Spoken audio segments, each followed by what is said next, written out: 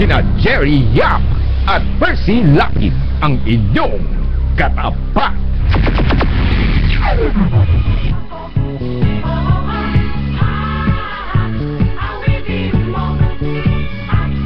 Yap at Percy Lapid ang inyong katapat.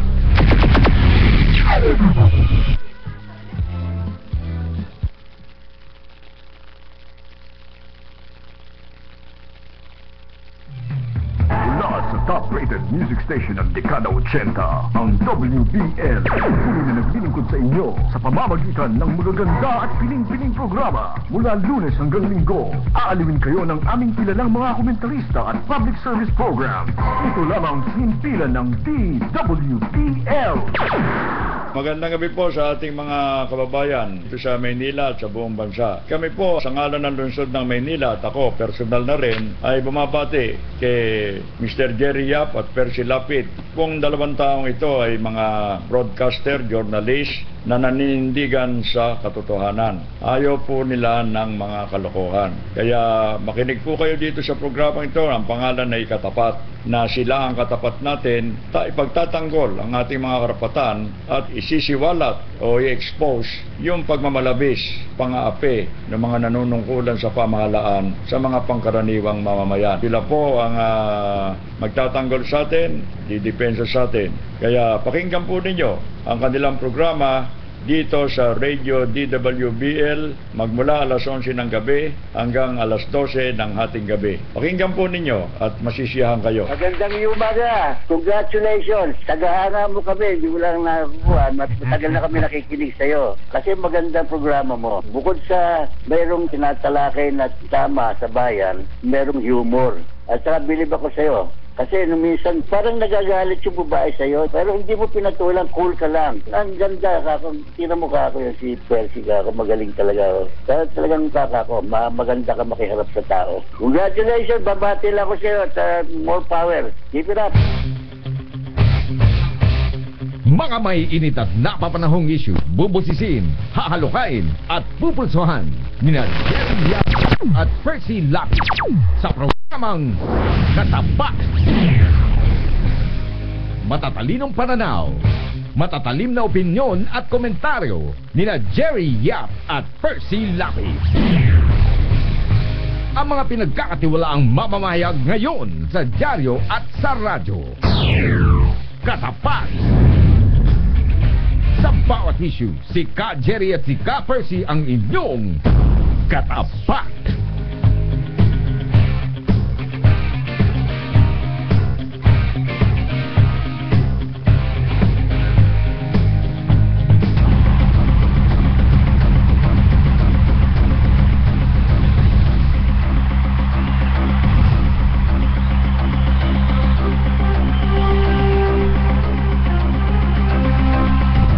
Magandang gabi po mga kaibigan. Ito po si Percy Lapid sa palatuntunang Lapid Fire. Kasama po natin ang buong tropa. Kami po ay mag-aanyaya sa gagawin nating pagtatanghal na tatampukan ng mga pagtalakay sa mahalagang issue na ating pag-uusapan. Kasama po ang inyong mga katapat. Unahin po natin ang veteran writer, reporter. Ngayon po ay nagko-cover sa Malacanang para po sa pahayagang hataw. Walang iba kung hindi si Katapat Rose Novenario. Katapat, ito po si Rose Novenario. At narito po ang isa pa nating katapat, si Peter Talastas. Magandang mga kaibigan, ito po si Peter Talastas. At siyempre po ang magpapasaya ng ating gabi, walang iba kung hindi si Katapat na Atong Ma. Magandang gabi po sa lahat po ng nakikinig dito sa Katapat ni Ka Jerry at ni Percy Lapid. Ito po si Atong Ma, mabuhay po kayo. At siyempre po ang ating kasama mga kaibigan, wala pong iba kung hindi ang pambansang tagapangulo o chairman ng Alab ng Mamamahayag at past president ng National Press Club nung okay pa ho ang National Press Club si Katapat na Jerry Yap. Isang happy Monday evening po sa inyo lahat at talagang HB po beauty, no? Tama. At gusto ko lang muna batiin kasama Percy yung aming Seagull Sprite Foundation sa Tagaytay Nung Sabado, nagselebra kami nung aming ika-15 taon anibersaryo sa pagliligtas ng buhay doon sa mga nalululong sa illegal na droga. Oh, marami na nailigtas yung seagulls na yan eh. Diyan po dinadala yung hindi lang addict sa droga, Pati alcoholic pati yung mga nalulong sa alcohol, at mga may behavioral problem. katulad ng mga yung nag-i-stomating, ano pangalan nun? Klepto, yan. Klepto. Yung mga nalululong sa sugal na hindi na masawata, di ba? Kaya Pwede rin. Rehab yan eh, rehab. binabat Sa babae.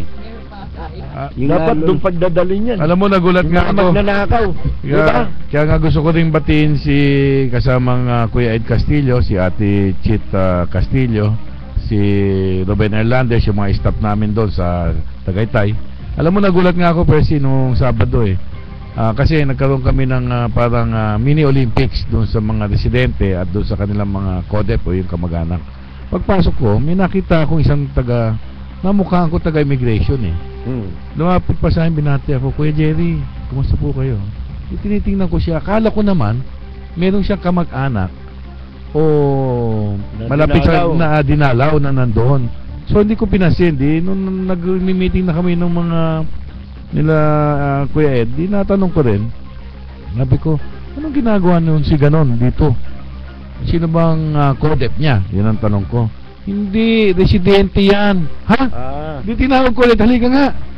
Ilang months ka na dito? Sabi niya, Kuya, 5 months na ako dito 5 months na eh. Ano ba pangalan niya? Ay, blind item ba? Alam mo naman, meron kaming seal of confidentiality. Pag nakalabas na, okay na. Pwede na. Pwede nang sabihin. Sinabi ko, parang yung anak ni sinabi ko tuloy doon sa tao. Sabi ko, yan ang sinasabi ko sa'yo, dapat noon pa nakinig ka sa akin. Pinatagal mo pa. Tsaka, sipin mo, ang tanda na ng nanay noon 78 na eh. Sabi ko nga sa kanya, kita mo, siya ilang taon na siya? Matanda na, may 40 na. Hindi, kasi may kasabihan, wala raw tutang na ulol.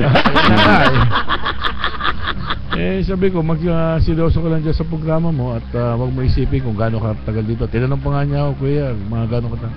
Koko, mga 2 taon ka dito. Tamo si Ray Bagatsing, bagay na bagay. Yeah, pwede sa amin yan. Yung yung kasabihan na hindi, lulong sa sugal ito si Bagatsing. Oo, kaya pwede nga siya ron. At saka may kasabihan na wala raw tutang na ulol. Aso lang. Ulol na ulol. Askal na ulol. Para si Ray Bagatsing yun. Askal na ulol. Diba? Nakapilo ka. Bueno, ang dami natin pag-uusapan at pwede kayong lumahok sa ating gagawing pagtatanghal sa pamamagitan po ng ating mga landline dito sa ating impilan. Mari kayong tumawag o mag-participate para po sa mga paksa na ating pag-uusapan. Ang mga numero ay 631-2646 hanggang 47. Ayun, 2 po yung linya na maaari po ninyong tawagan. Ang ating po naman text line ay 0917-489-484-21480. ang hirap ko mabisa ng number ni Peter. Ang tagal mga kaibigan. At tayo'y napapanood sa pamamagitan po ng live streaming sa internet. Wala kayo ibang dapat gawin kundi mag-log on sa ustream.tv/channel/lapidfire. Ay, lapidfire tuloy. /katapat pala yung ulitin ko ustream.tv/channel/katapat. O kaya magpunta rin kayo sa tunein.com. Ngayon marami nagtatanong sa atin, ang hirap pong hanapin ngayon minsan napuputol kayo sa internet kasi po hindi pa upgraded yung ginagamit nating internet. At bigyan nyo kami ng konting panahon, isiguraduhin namin sa inyo na magiging napakaliwanag po ng aming kasi. Kumbaga, 1 linggo pa lamang naman tayo ngayon. Suseso na. Huwag po kayo mainip sinisika po namin na pagandahin ang magagawa namin ang aming mga kaya upang ihatid hanggang sa pinakamalayo na nararating ng information technology programa. Anyway, Tagal natin na i-upload natin sa YouTube. Para mapanood nila doon sa mga Facebook page. Sa Facebook lang. Para mamaya. Po namin at i-up sa YouTube. Tapos ay share yan para ito.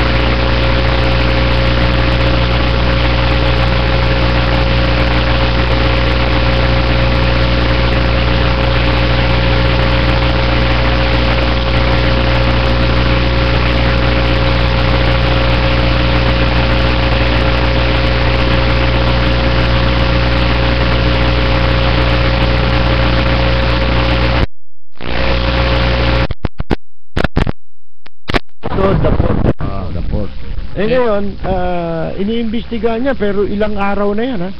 Mag-iisang linggo na yata. Mula nung nangyari ang insidente na yan. Tanungin natin si Rose, may statement pala siya dyan kanina. Oo.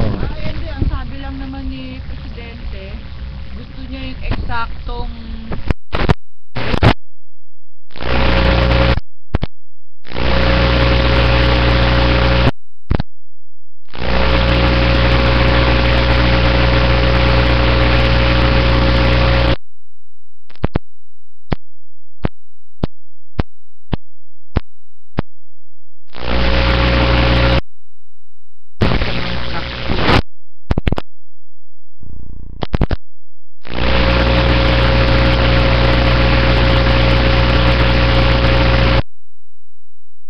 pag walang bomba, di sa iba tayo pumunta. Yun. Sa Burles naman. So, diba? So kung ando doon na yung iba't iba, kahit man lang trace kung kay binabanggit. Hindi, alam mo, yan, saan ang galing yung pinagmulan ng sabog di ba? Yun ang tinitrace mo para mo ma-establish, di ba? Kung yun talagang naging cause ng pagsabog. Simple lang ho yan. Kung yan, walang traces ng ng mga pasabog, chemical o kung ano-anong palbura, wala yan. Sa mga tweed, may iba. Di ba? Ngayon, yung iba, anong pwede? Gas! O, ano ba ang pwedeng maging trace ng gas? So, nag-apoy yan. Nagkaroon ng konting apoy yan. Nagkaroon ng konting sunog yan. Ano ba naging pinsala ng taong nasa bugan? May nasa bugan dyan Sa likod. Yung may-ari ng yung may-ari ng unit ba ito? Yung umuupa. Yung tenant doon sa unit. Anong kanyang injury? Yung ba'y sunog? Hindi nga galing yan sa anumang klase ng explosive, mga kaibigan. Kundi ang pinakamalapit na possibility gas yan. O kaya yung katulad ng gas na merong sunog kapag ka sumabog. Ngayon, Nagdudulot ng pagkagas yan, sunog. mananagot Oh. ang may-ari. Wala Kaya pa nga magulo tayo doon eh. Kaya Eh, magulo ang investigasyon. Hindi, wala pa nga tayo doon. Ang sinasabi ngayon ni Ross, galing sa Malacanang ito dahil may statement ang Malacanang tungkol dyan. Bakit kinakailangan sumausaw lahat yung mga ihod Hindi, kakagugulo yan. Gugulo Ha? yan. Ang dami kasing investigador eh. Gugulo yan. Ang pagkaalam ko dyan, mga katapat, ang pagkaalam ko dyan, yung mga bagong condominium ngayon, yung mga bagong tayo, hindi lang yan sa Serendra, bawal ang LPG na tangke dyan. Wala, nagbabaw na nila yan. Ngayon, kung yan, meron gas, yan ay yung katulad sa Hong Kong, na yung gas de metro. Bawat unit, merong parang gripo, at di metro yung gas. Centralized ika ha. Di ba? Oh, may gas. Pwede ring, halimbawa, pwede ring hindi nagmula sa gas yan, yung mga katulad, yung oxygen halimbawa. Pwede Di ba? rin. Pwede rin yan yung mga iba't ibang klase ng mga pinanggagali, yung nakalagay sa tangke ng gas. Hindi ba? Pwede rin yan eh. Pero ang sigurado ko, hindi galing sa utot yan. Hindi pwede. Oo, lakas eh. Lakas ng sabog eh. Nakialam Hindi naman si Bagatsing yan eh. Oo, di ba? Di ba? Na malakas ang... Malakas magpautot. Di ba? Di ba? Ngayon, bakit ang nagpapakita lang dito, napakahina naman ng ating Investigation. Tagal na yan. Ang tagal. Yan, on May... mo lang ng masasagap na kayong dalawa. Noong May 28, Oo. nagkaroon daw ng routine gas check yung building. So, nagkaroon. Sabi, May 28. Prior Ayun to sa- the incident. Oo, So that was 3 days before the Okay daw. explosion. So ibig sabihin, parang hindi naman siguro sila mag-check kung walang nag-complain, di ba? Sabi nga ni Atty. Raymond Porton, siya yung abogado nung tenant. Tenant. Ang sabi niya, itong tenant niya, ang sinasabi, nung unang araw niya daw dyan, bago lang eh. Bago lang. Bago pa lang, wala pang takip. Kamag-anak nung may-ari ng unit. Na yung may-ari ay nasa Amerika. Yung unang binuksan yung pinto, yung unit, nakaramdam na siya ng paninikip ng hinga. Yun nga. Di ba? Kaya siguro nagkaroon ng Naso-suffocate daw. Ibig mo sabihin yung mga Pero authorities, case na bobo, Hindi, para may pinagtatakpa kung gano'n. may pumipigil. Yun na nga eh. Yung mananagot ang pinagtatakpan. Yung pinagtatakban, merong, yun ang nakakapigil para magkaroon ng resulta malinaw na yung report. Makatotohanan. simple lang pag nasunog ka sa isang explosion, ibig sabihin, mas pinakamalapit na possibility ron, gas. Nag-ignite yun sapagkat merong nag-spark. Di ba? Halimbawa, nagbukas ka ng switch ng ilaw. Nag-ano ka ng cellphone, merong tumatawag sa cellphone. Nagsindi ka ng sigarilyo. Di ba ito, bawal nga ito pag nagkakarga ka ng gasolina. Bawal yung gagamitin mo yung cellphone mo, di ba? Maaaring maging cause yun na mag-spark at sumabog yung gasolina. May sunog yung pasyente. Simple tsuri lang yan Hindi, kapado naman natin yan. Hindi natin kailangan maging eksperto para magkaroon kayo ng lead. Sinasayang yung pera ng gobyerno. Hindi, kabado natin yan, Percy, kasi alam mo, nakikita ko na dyan yung senaryo na may parang maging cover up. Hindi nila alam kung paano nila iweweigh kasi malaking damage nga naman po sa Serendra. Hindi, Alam mo ba, Serendra, ano pakialam nila sa damage Diba? nung kung Oo. investigasyon ng pag-uusapan establish mo yung katotohanan. Ngayon, kung malaki ang lagay, that is another story. Yes. Doon tayo nagkakaproblema ngayon. yung mga diba? damages niyan, yung mga sisingilin sa kanila, ang laki niyan ba? Alam mo, Tsaka, ano nila yun negligence nila Yung yun mga pamilya na 2 bedroom, 3 bedroom, nahalagay 25 million, 30 million. Pag-reklamo yan. parang naging marupok Diba? na yung structure dahil dun sa explosion. Di ba parang nayanig o nagkaroon Meron, ng crack, madami diba? pa. Bitag-bitag na. O paano ngayon nila iaano yun, di ba? Hindi, Yun, malaking tsaka gastos hindi yun lang naman isang linya ng gas dun Marami yun. Marami yun, kaya nga nagkaroon ng Tsaka yung inspection. sinasabing 3 araw, nagpa-inspect siya, palusot na lang yun. Oo. Palusot na yun. Kunyari, hindi dahil sa gas, Inspection namin yan eh. Okay yan eh. Tsaka ang issue dito, Percy, may namatay.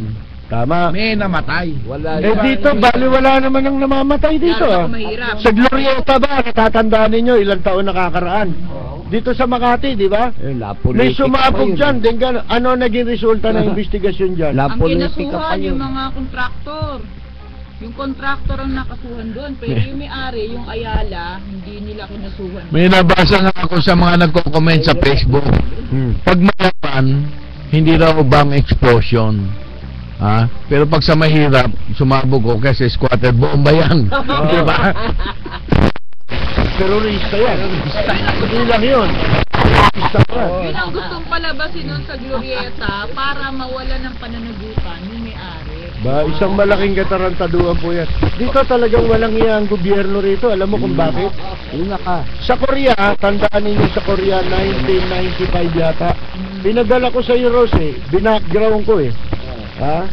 Sa Korea, merong isang department store doon noong 1995. June 1995 ito. Ang pangalan ng department store, Sampung Department Store sa South Korea.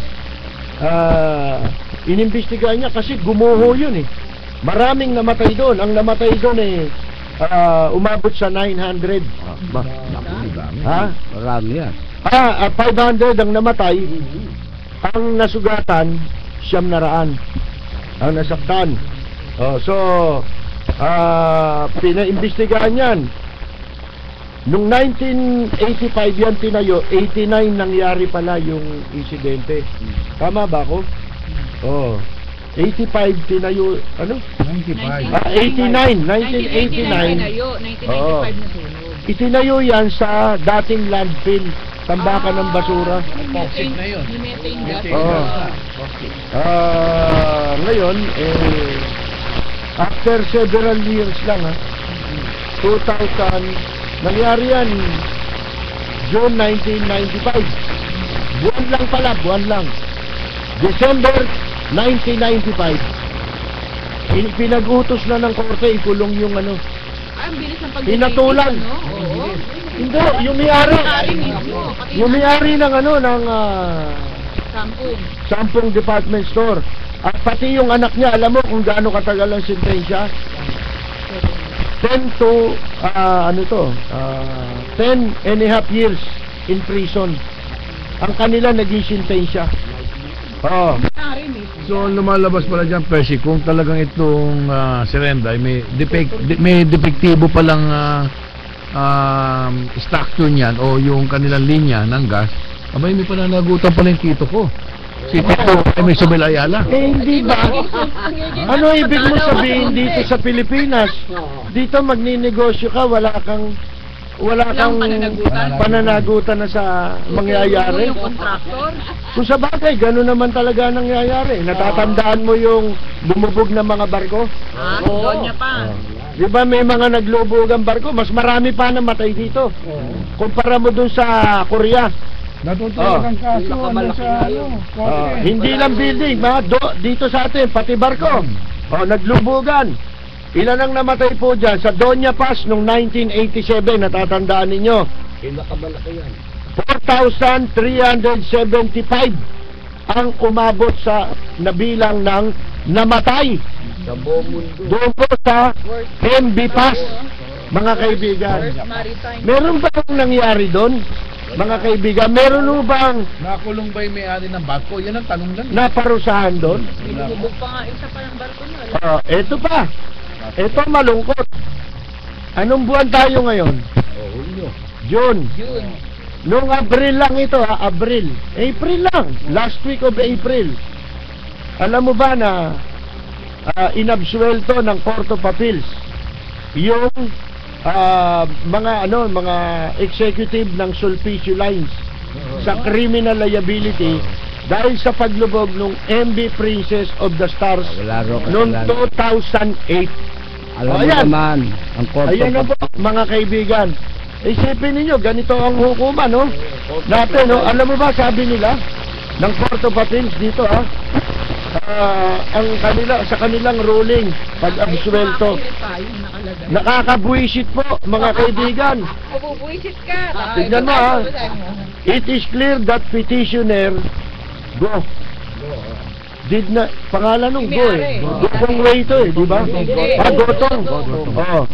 Did not have the authority to clear the departure. Wala daw kinalaman dun sa clearing mo. Tignan mo ang katarantado ang pagbaluktot sa atas. Coast Guard pala may kasalanan pa, no? Marina. Ibig niya sabihin, negosyo lang yun Walang liability, pananagutan yan doon sa vapor niya.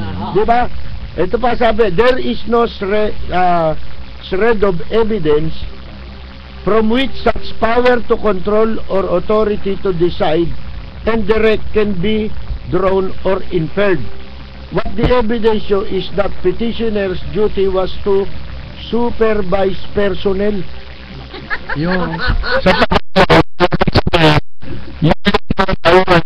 doon lang siya mayroong pananagutan. Doon sa barko, kung ano man mangyari, wala. Sa negosyo niya, wala. Ibig sabihin dito, kumita ka ng kumita, okay lang. Magpasasa ka na magpasasa. Wala kang pananagutan. Pagka nangyari sa gobyerno yan, wag na natin panagutin ng gobyerno. Kaya yung barko mo, kahit panong kopong-kopong, na patay mo.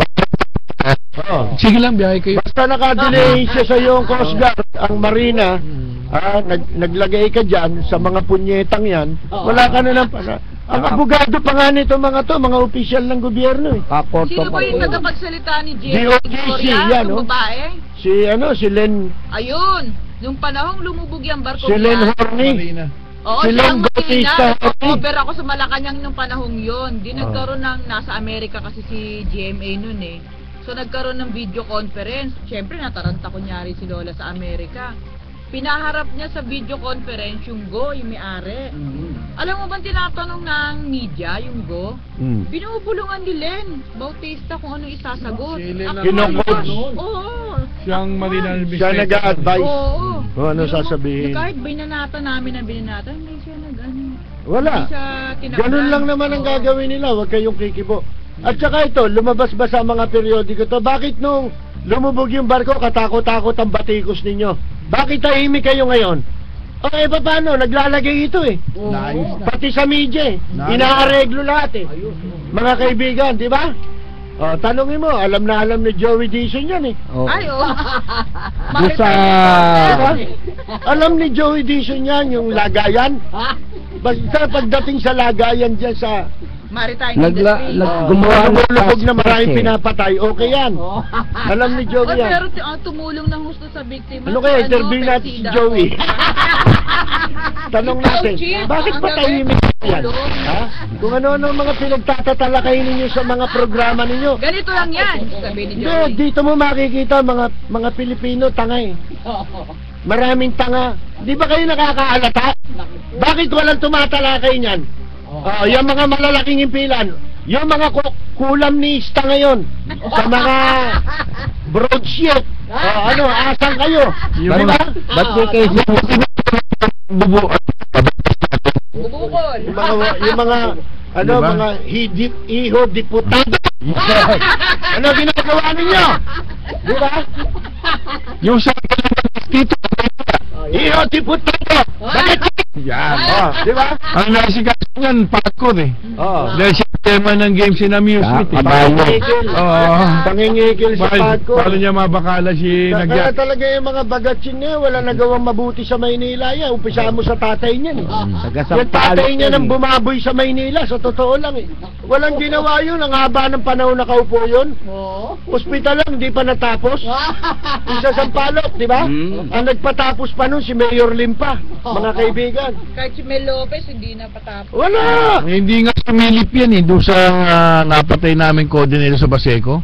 Hindi nagpadala ng bulaklak paano? Bata niya yung may kagagawa niya nun di ba niyan? Siyang dyan? Siyang diputado! Anong klase kang diputado? Iho diputado. Mga kaibigan, di ba? Yan po ang sinasabi natin. Walang pananagutan dito Paano yan? Simple-simple bagay. Kahit kami pa-investigate mo dyan, kahit wala kaming background sa ganyang pangyayari. Paano? alam na natin yan, ay naipaliwanag na yan sa mga previous na mga pagkakataon, di ba? Yung mga basic na ganyang pangyayari, hindi na kailangan ng investigasyon o kaya yung may PhD ka, meron kang doctorate degree, nag-training ka sa bansa. Wala eh. Kung naiintindihan mo, sa mga nakaraang pinaliwanag naman yan, may mga nagpapaliwanag yan sa radyo, sa dyaryo, di ba? Yun ang ibig sabihin kung walang traces ng mga pagsabog na galing sa bomba o kaya yung mga explosive na ginagawa.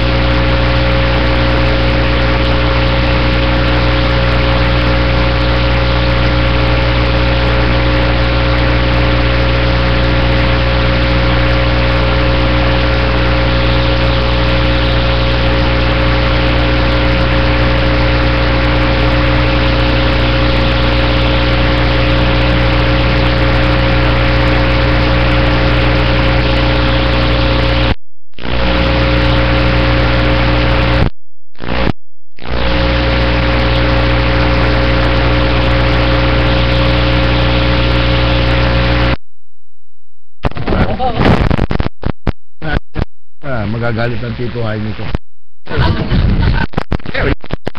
At Percy Lapid, ang inyo. Magpapatuloy po tayo mga kaibigan.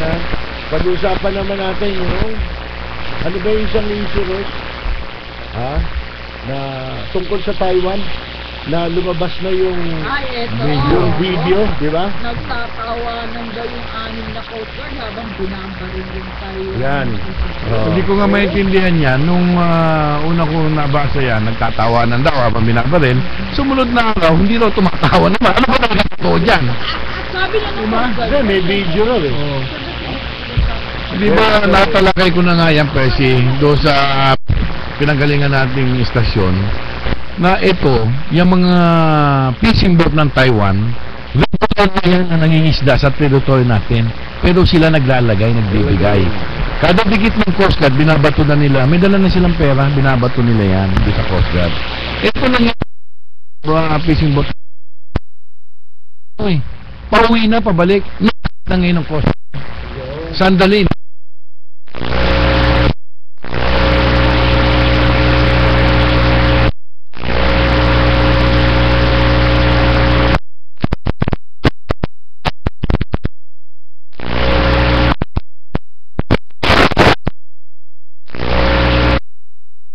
Loko ka, di ba? Hindi. Tapos ito naman si Isabel Oily Face, si Kuwatari de Lima. Ang iginigiit niya lang, yun na niya, territorial na nasa territory na yun Kaya hindi naman yun ang issue. Ibig mo sabihin, lahat ng Yun Papasok hindi sa naman teritoryo mo. ano yun hindi naman magkokos ng Hindi naman combatant invasion yun, Oo, ano hindi eh. combatant Ha? yun, hindi maarmado. Wala namang kaugnayan sa tayo sinasakay ng taong yan di ba? Pwede namang imbestiga. Tsaka considering na meron din tayo mga Pilipino, wala ba kayong utak? Wala ba kayong pag-iisip talaga dyan sa gobyerno? Lalo na itong si De Lima. Iginigate niya pa rin yung ano raw. Ako mo nasa teritoryo, sige. Mga kaibigan, pagka pumasok pala doon, parang sapot ng gagamba. Pag nadikit ka pala ron, kailangan bariling ka na. Ang lulupit nyo naman, di ba? Tao ba yan? Sa Mindanao, di naman yung mga ganyan, di ba? Bakit sa Malaysia pinagpapatay mga Pilipino, wala kayong takibuhan? Ayun, pumasok din doon di ba? Ang issue nga dyan, dapat kinapture nila yung fishing boat para mapatunayan na ito talaga nangisda o illegal na pumasok sa territory natin at nag-poaching. Ginamit diba? yung proseso. Yun. Ano ba proseso? Di ba? Pagka yan, pumasok dyan, para sa sapot ng gagamba, kunin mo, gamitin mo ang proseso sa kanya. Iimbestigahan yan. Di ba? Tsaka, ito hindi lang naman itong fishing boat ang pumapasok sa territory natin Marami yan. Sabi ko nga Hindi marami yan. Kilala ako nun Taiwanese nakikipag-usap sa mga kuwan dito, mga government official para dun sa gagawin nilang pag-poaching. Wala naman permiso talaga yan di ba? Oo. Basta teritoryo natin, tayo lang ang pwedeng mangisda dyan, di ba? Ngayon, itong mga ito, may mga contact, yung katulad ng sinasabi ni Kajeri, may mga contact talaga rito naglalagay na yan sa mga congressman, sa mga cabinet member, pagkatapos, nakatimbre yan sa Coast Guard. Pati Coast Guard may lagay yan. Pati governor. Yung mga animal naman na pumatay doon, akalain mo hanggang dagat pala nagkakalagayan. Doon mismo sa dagat, di ba? Kaya nga binaril yun walang gayle di ba? Yung sinasabi ko, Percy, kung ganyan din lang ang kalakaran, bakit di pa tayo gumawa ng MOA? Ang gobyerno ng Pilipinas at gobyerno ng Taiwan na sige, mangisda kayo, pero sisigilin namin kayo. Dapat makinabang. Di ba? Anong klase isda ang inyong hulihin? Kasi ang paborito ng mga Taiwanese na isdang hulihin dito sa bansa natin, yung tuna, malalaki. Hindi, marami yan sa Taiwan. At marami pa ng klase ng isda o laman dagat, di ba? Ang pinag-aawayan dyan isda kahit ang Hapon madalas kaya yung mga Hapon dati pumapasok sila dyan. Pero ngayon kumukuha sila ng supply sa Taiwan. Yung Taiwan, isip mo galing dito. Galing din sa atin yun. Kasi yung mga gaston niya na nakabalik sa Pilipinas, yan ang sinasabi ko, ang Pilipinas napakayaman sa likas na yaman dagat. Yung ating natural resources, lalo na yung yaman dagat, napakayaman natin. Pero nakikita natin resources, mayaman tayo dyan. Yun na nga. Bansang China, walang isda sa China. Sa Taiwan, wala rin isda dyan. Yung banos nila, nakutulan nila para sa atin. Nagahasa naman yung natural resources natin, yung DNR si Atienza, di ba? Ginahasa naman ni Atienza yun. Pinakalbulatang bundot. Napakaswerte talaga. Kaya namubog tayo rito Congressman ngayon napakaswerte. Kaya nga, kung magmalinis pa, Diyos pa ginagamit yung yung pala kasama Percy, yung apila noong senior citizens sa Supreme Court, sakaling sila pala yung maaprobahan, matapagtesan pala ng isang seat yung kanilang party list. Di tatlo na, magiging dalawa lang. Yan problema, yung second nominee pa rin nila, siya. Pasok pa rin. Siguradong pasok. Ewan ko, paano nanalo yan? Talaga bang binoto yan? Talaga bang walang hiya na mga tao rito? Wala nang kadala-dala talaga. Alam mo naman ang mga botante natin, karamihan. Di ba?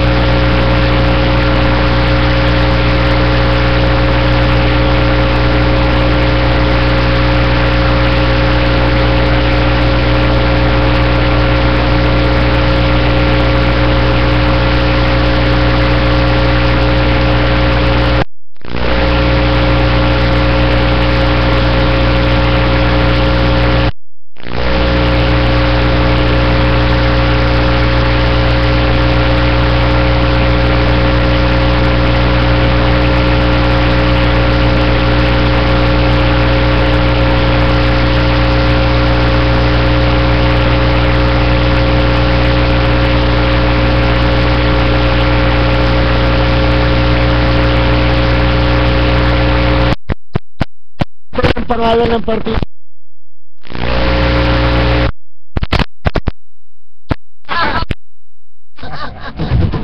Sina Jerry Yap at Percy Lapid ang inyong katapat.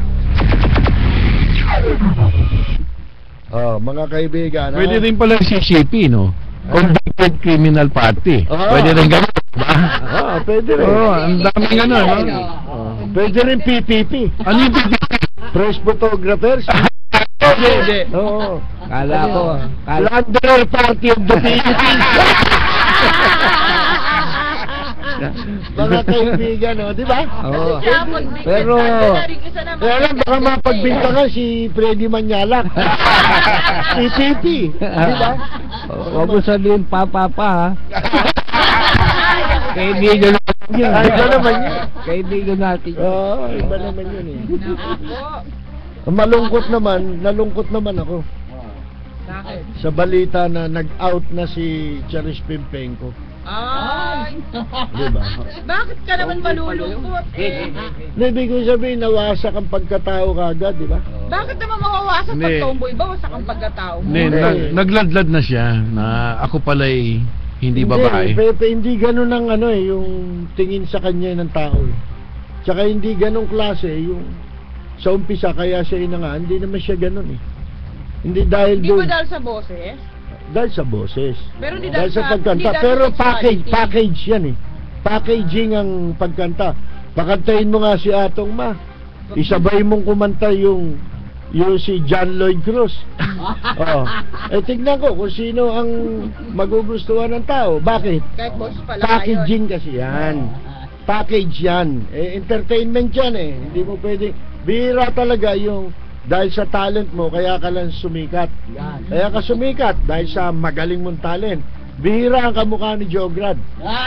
Hindi kasi iba naman ang linya ni Jograd nung siya pumasok sa showbiz. Komedyante talaga siya. Diba? Bago natuklasan na mahusay pala ang kanyang talent sa paglikha ng awitin. Doon natuklasan nyo. Magaling din na writer yan si Jograd ng mga ang tawag doon, yung mga skit sa programa. Ngayon, ang sinasabi natin, sana kung yun ang personality niya nung pumasok siya. Di ba? Parang malaki mababago sa pagkatao niya, kaya pinagbibit. Tayo ngayon lang natin natuklasan yan eh. Sa Amerika, matagal na pala eh. Alam na pala. Yun si Oprah Winfrey na naging daan ng kanyang pagsikat, di ba? Nabwisit din sa kanya yun eh. Dahil sa pagiging tomboy? Dahil sa mga sa paglaki ng kanyang ulo. Hindi ba yun naman ang nakikita ng mga tao ngayon dito sa kanya. Kaya kung may magsasabi na si Charis Pimpenko, malakihan niya ulo niya. Ngayon nyo lang nalaman yan. Talo tayo ng mga taga-Amerika. Una nilang nadiskubre yan. Yun ang dahilan kung ba't binitawan siya ni Oprah at saka ni David Foster. Na siyang nag-manage at nagpasikat naman sa kanya. Diba? Sinama siya sa mga concert. David Foster, di ba? Yun po. Gaya ng pinag-usapan nga natin kanina, Percy, sabi ko, katulad kagabi, yung Pilipinas Got Talent. Sabi sa ba, alam ko na yung mananalo yung bata eh. Ako rin. Dahil ibang Nung sabihin ko yun, di pa natutuyo laway ko, in-announce yung bata eh. Kagabi, nanonood kami. Kasi ang... Madamay, damay sabi mo, kailangan madamay yung buhay ng isang sasali dyan. Nagtitinda ka ng fishball, nagtitinda ka ng... parang hirap na hirap ka. Siyempre, ikaw na pala talunin. Pinananalo sila, hindi doon sa talent. Hindi sa talent. Pinananalo sila doon sa awa. Awa effect. Hindi pwede yun. Yun ang sinasabi ko, dapat i-professionalize yung mga programang ganyan di ba? Wala nagbibidang ang mga judge, di naman marunong. Anong yung katangian mo para ka maging judge doon. Di ba? Halimbawa, si Ai, hindi ko naman sinasabing kung musikat sila, lahat na ng bagay pwede na nilang gawin, hindi ho eh. Di ba? Ang huhusgahan mo, tunay na talent. Eh, yung talent ni Ay, saan ba nakuha si Ay? Di ba sa comedy bar yan? Oo. Oh, eh, konti lang ang diferensya Yun, nila ni sasabihin ko sana Vice kay Caballo, di ba? Mataas Oh, pa ng mga konti kaibigan. level, no? Di ba? Eh, magja-judge, serious ang kantahan. Si Ay, si Chris Aquino, tsaka yung Garcia. Si Freddy. Oh, Si paring Freddy. hindi ko maintindihan kasi nagumpisahan duda ko na riyan nung sumali dyan si Payne Flores. Matanda mo. Oh, tama. Nanalo doon sa awa rin na Sa awa rin. na dahil nagtitinda ng baseball, si Jobit, Baldovino. Na hindi mo na nakikita na. Ipinaglirin sa kaso yun. Wala rin leg eh. Ha? Na style Arnel Pineda. Ang ginagaya lang si Arnel Pineda. Ang nakalaban si Payne Flores, na classical ang boses. Napakagaling. Na class ang dating ng boses na Galing kumanta. yung mga ganong klase ang pwede nating iharap kahit sinong dignitary sa magpunta rito, mga head of states ang magpunta rito. Hindi mo ikahihiya kahit kumanta ng classical na Tagalog, mapa-English yan, kahit Bisaya pa yan, mga kaibigan, basta classical, iyan po ang pwede nating ipagmalaki. Pero hindi malungkot ang buhay. Hindi malungkot ang buhay kasi hindi kasi nagtitinda ng baseball. O siomay. Oo. Dapat tama Master yung- Siomay, ah. Master Siomay pala yun. Yun din yung nangyari kagabi. Di, nanalo na. Pinakanta ulit yung kanyang winning piece. Sumabit na. O, doon na nagkaalaman. Sumabit. Hanggang isang kanta lang pala. Di ba? Kasi inulit mo lang yun eh. Eh bakit doon sa una hindi ka sumabit, doon sa pangalawa sumabit ka? Ibig sabihin, yung endurance nung boses niya, eh hindi pa kaya. Paano mo sasabihin talent na yan? Kung Pilipinas pakatay ka got na- talent. Kung- Pilipinas got tado. Tado. Tado kayo. Talentado. Di ba? Ay, Jesus Mariose. Pilipinas got singer na lang.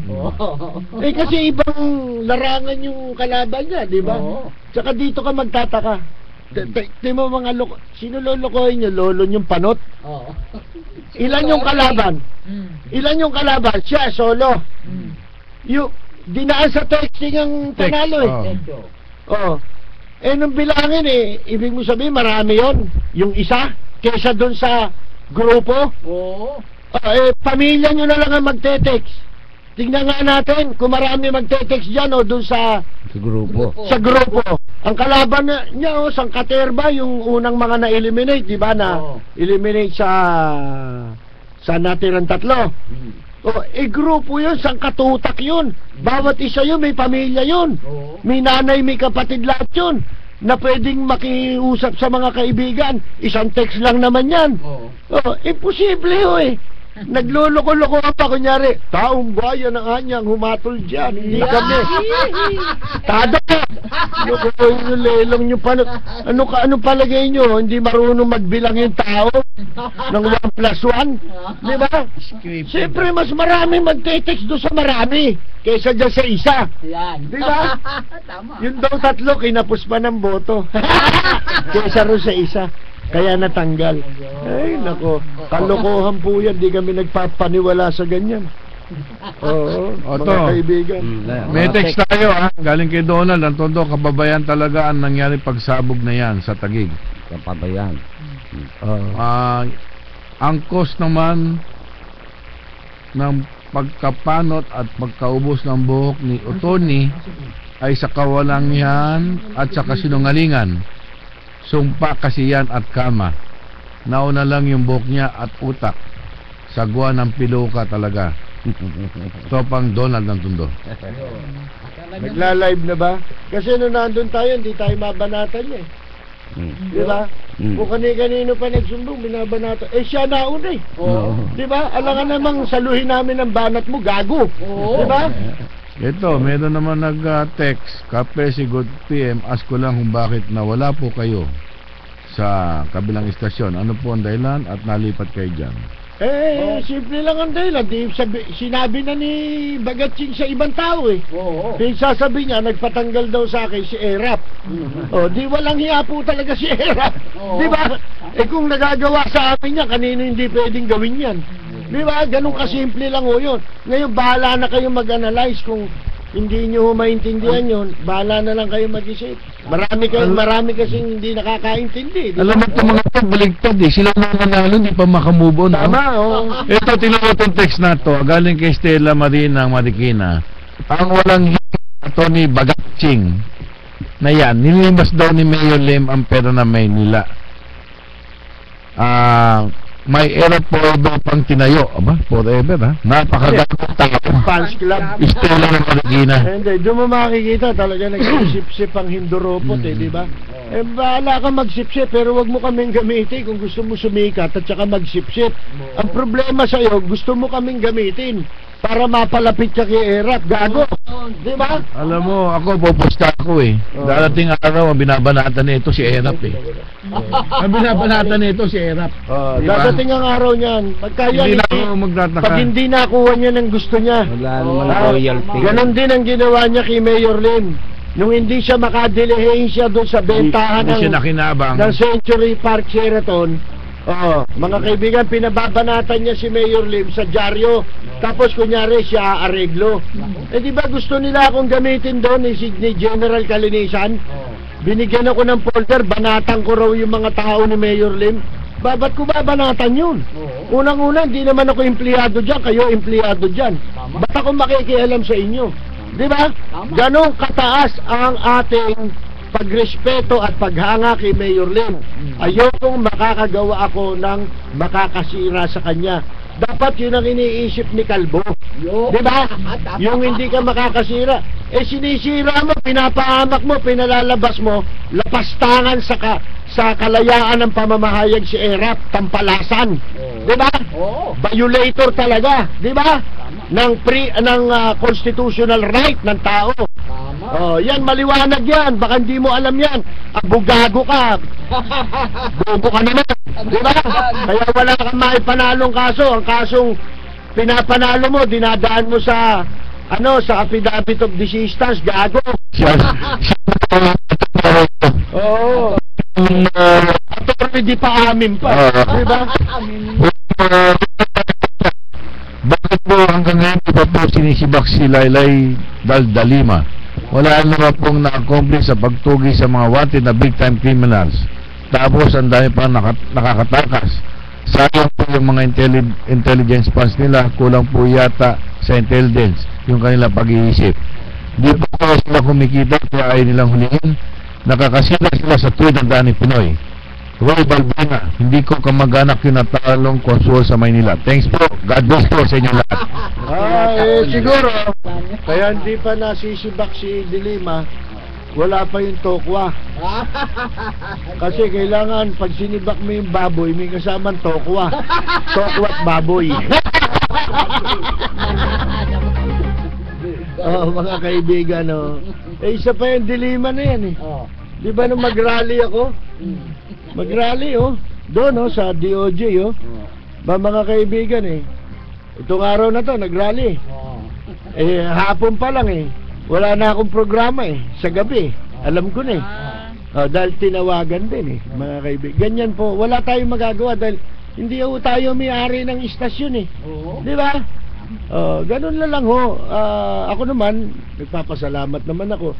Ayoko sanang ipaalam kasi may kahit papano nagkaroon din ako ng pagkakataong malagay doon sa impila na yun. Ang gago si Bagatching kinakalat ni Bagatching na pinatanggal ako ni Erap doon sa programa doon sa kabilang impilan. Di gago ka kung ako nga dapat magsabi nun di ba? Pero hindi ko ginagawa yun dahil naging mabait naman ang management sa akin doon. Wala naman kaming masamang tinapay kahit nagkahiwa-hiwalay kami, di ba? Wala naman akong hinanakit ano man. Ang gago ito si Ray Bagatching. Nilalagtag yung yung istasyon. Hindi niya alam na masama yun. Kasi violation ng constitutional right yun. Hindi kasi naman journalist yan constitutional provision sa... Hindi, lawyer ka Hindi, tsaka yung gago yan. Gago. Di ba? Hindi, yung ethics nga, hindi niya alam. Hindi, ang alam niya, ethics niya eh. Yun na nga eh. Ethics ang alam niya, hindi ethics eh. Kaya yan, galit ang KBP niya. Ewan ko kung bakit nakapag-broadcast ulit yan eh. Eto, matatandaan ninyo, kilala nyo ba si Karuting Bartolome? Dito dati nagbo-broadcast yan. Nagkaroon ng kaso si Karuting, di ba? Sa KBP ayaw pabalikin. Ang pinatulungan niya ni Mayor Lim na umawak ng kaso niya bilang abogado, ito si Piluka, Ray Bagaching. Alam ba ninyo ginawa niyang animal na yan? Kaya hindi nakabalik si Bartolome. Sinasabi sa kanya nire-report niya kay Mayor Lim, hindi na niya makakabalik yan si Bartolome. Ganun ba? Di wala magawa si Mayor Lim. Akala niya final na yun. Oo. Ito pala, natuklasan yan, tanungin mo si Elsa. Kaaway pala nito. Ito pala ang nagpalala nung kaso ni Bartolome. Di ba? Kaya pala ayaw pabalikin si Bartolome, hindi dahil sa si Bartolome ang ayaw pabalikin. Diniinan pa. Kaya siya ayaw pabalikin dahil sa kanyang abogadong gago. Si Ray Bagaching. Diniinan ha. Nilaglag niya si Bartolome. Kaya nung tinanggal siya ni Bartolome bilang abogado, nakabalik si Bartolome sa Himpapawid. Dito rin sa Himpilang ito. O dyan sa Double S, hindi ko matandang. Dito sa DWBL. Ano ang sabi ni Mayor Lim? Nagalit kay Bagaching eh. Nung makita siya, sabi, ano sinasabi mo nung una na hindi makakabalik ito? Yan, nakabalik oh. Paano? Nalaman ni Mayor Lim na tinarantado niya si Bartolome. Pinatulungan sa kanya, yung pala tinulungan niya na madiin si Kauding. Mga kaibigan. Ito, napakaganda nitong text na ito, from Mart of Marikina. Thanks God. Natagpuan ko din radio station po nyo. Kala ko po nawalan na kayo. Long live Kapersi. From Mark ng Valenzuela. At ito naman kay Andy ng Pasig. Hindi, sandali sige lang. Kapersi, Andy ng Pasig. Kapersi, sabi niya, ikaw daw ay kasapi ng INC. At malapit ka na raw itiwalag dahil sa pagbatikos mo kay Erap. At si Erap naman daw ang binoto mo imbis na si Mayor Lim. Kaya galit sa inyo. Yan, Andy of Pasig. Hindi, may ginagamit pa nga, name drop pa niya isang commentator dito, galit Oo nga eh. Ginagamit niya sa programa niya, gago. Nagaat ng damay. Nandadamay sa kanya. Paano? Wala naman dadamay dyan eh. Walang iyayan eh. Ultimo mga commentator, kunyari magpapanggap siyang abogado para magkapera siya, ginagamit niya yung ibang commentator. Mga kaibigan, sa pagkakakitaan niya. Katulad ko, ano ba, bakit niya ako binabanatan? Bakit? Meron ba akong posisyon sa gobyerno? Wala. Gago! Ikaw ang magnanakaw. Diba? Wala pa ako ninanakaw. Ikaw, nagnakaw ka na. Kaya ka tinanggal ni Mayor Alfredo Lim. Ngayon, nagagalit ka nung tinanggal ka. Gusto mo kikilan, pati si Losyotan. Tignan ko nga kung makikilan mo ngayon. Gago! Ito, babatiin ko lang si Ma'am Teresita Chua ng Mandaluyong City. Salamat po sa inyong pakikinig. Ano pa? Babatiin natin. Ano yung sinabi? Ako raw hindi raw ano raw? Ititiwalag ka daw. Bakit? Dahil sa pagbati. Pagbanat ko kay Erap. Bakit? Sino ba si Erap? Di ba? Ibig mo sabihin, dahil binoto si Erap pwede na akong tanggalin. Dahil sa binabanatan ko siya. Nasisira ulo mo, no? Talaga nag-iimbento ito eh. Pumapasok sa teritoryong di naman niya naintindihan. Di ba? Gumagamit ng issue na hindi man lang niya mapaliwanag. Gago. Hindi siya makamove on, nanalo na, no? Tsaka sinasabi, sinungaling daw tayo, naninira. Sabihin mo kung ano sinira ko kay Erap. Sige yan. Kung talaga, bawat isa, abogado ka, dapat alam mo yan eh. Sinisiraan nyo kasi sinasabi nyo, ganito si Erap, ganito. Ano sinabi namin convicted plunderer? Paninira ba yung gago? Totoo yun. Kami ba nag-convict dyan? Tukuman, nag-convict dyan, gago. Paninira ba yun na siya'y tinanggap niya yung kanyang pardon, di ba? Oo. Niyakap niya yung kanyang pardon Ex-convict. sa paglaban niya. Paninira ba? Ex-convict. Hindi naman paninira yun ah. Babaero. May sumulat nga ng libro, ano yung pamagat? The Era of Tragedy. Hindi, yung letters to. Yung tawag dito, letters to the convicted plunderer. Oo, mga kaibigan. Wanted sa Amerika. Di ba? Wanted sa Amerika si Erap. Mga kaibigan, paninira ba yun? Hindi. Kami bayan namin patunayan eh. Bakit yung librong The Era of Tragedy, hindi paninira rin yun, yung librong yun? Yung diba? sinulat ni Ubito Salonga ba yun? Hindi, lakyan. Nilakyan, di ba? Meron pa si, Diba? si Senator Salonga, iba naman, compilation naman yun ng mga naging interpretasyon tungkol sa pagkakakumbik ni Erap sa plunder. Mga kaibigan, ang kapal-kapal ng libro. Pagdidimanda nyo yan, kung di totoo yan. Talagang to Diba? Puro tungkol sa plunder yun Talagang to si Piluka, no? Gago ka pala eh. Gagamitin mo pa kami. Gusto mo lang mag-sip-sip. Ikaw, kung pupunta ka kay Erap, magdala ka istro, ha? Sip-sipin mo. Para medyo malaki tubo, PVC. Sino bang kapatid niyan? Si Piluka? Sama mo sa patio ito. Dapat ito, sama sa patio eh. Pacho. Alam mo yung patio? Saan yan? Ano? Patio pa. Ay!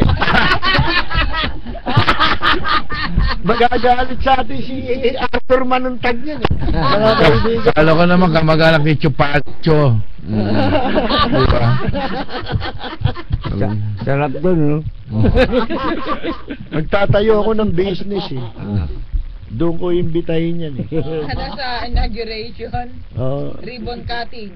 Ceremony. Ispa, magtatayo ako ng ispa. Ispakol. Tsaka yung uso ngayon, call center. Pagsamahin natin yan. Gawin nating ispakol center. Diba? Ispakol center. Diba? Mas maganda yan ha.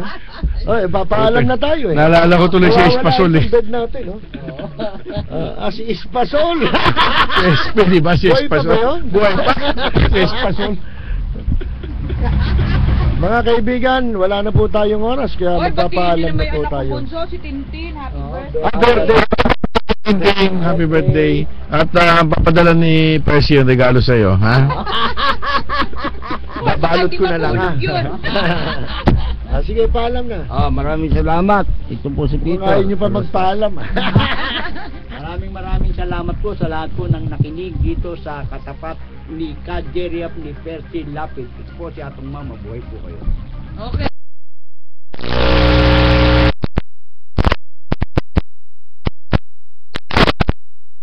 Maraming salamat sa inyong pagtutok sa aming programa. At tiyatawagan ko pala ang MPD Homicide Section. Gumagawa kayo at tabangan ninyo yung kaso ng pagpatay kay A1 ng Baseco, Tondo.